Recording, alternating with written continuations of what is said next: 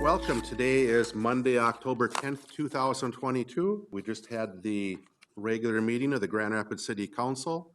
To recap today's meeting, we had a proclamation to start things out, a reading of the Indigenous Peoples Day resolution. Earlier in the evening, we celebrated at Riverside Park, an event that was sponsored by the Grand Rapids City Arts and Culture Commission and Human Rights Commission, along with a number of other organizations. It was a nice event to celebrate Indigenous Peoples Day. The original resolution was read at the council meeting this evening. We moved on to council reports. I reported on the goMarti kickoff event that was last Wednesday. goMarti is a driverless vehicle pilot project that was chosen to be in Grand Rapids, Minnesota. It's a collaboration of public and private entities. And like I said, it's a pilot project for the rural United States. We are the first place that's been tried in the United States rurally, and they chose Grand Rapids to try it out.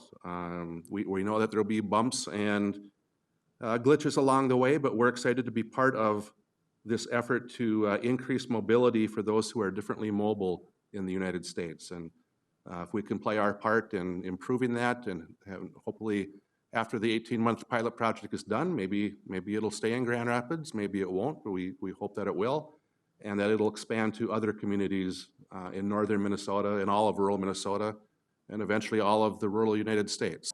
It's an effort to try out and see how things would work in a rural setting.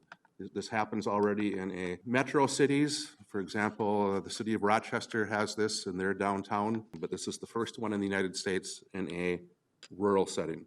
Two important events on the regular agenda. The first was we hired a new human resource officer, Cheryl Prezina. We're excited to have Cheryl on board. She has previous experience in the public sector.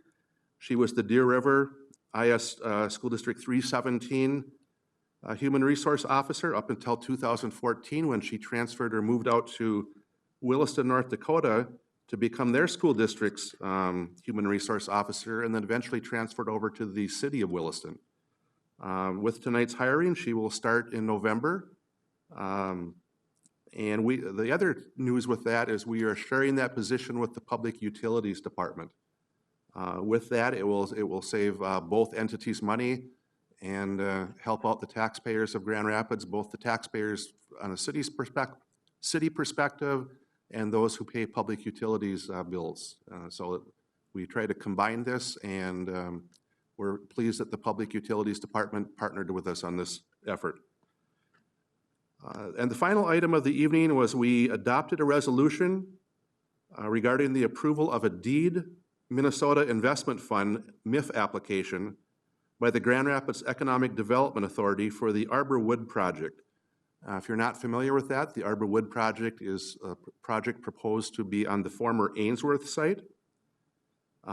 Recently, meetings were held with the owner of the site, Voyager Capital Group, along with Arbor Wood Company, DEED, the state of Minnesota DEED, IRRB, and the city. And DEED seemed willing to have us send forth an application for a MIF application, and that MIF application would be used by GRETA and the city to provide a 7-year interest-free loan for equipment purchases. Currently, the project, and by the way, the company, what they do is they create thermally modified siding, decking, and dimensional lumber. And the TIF request is been submitted to the city, and it's under review at this point. And if we deem that it meets the requirements, it'll come forward to a future city council meeting.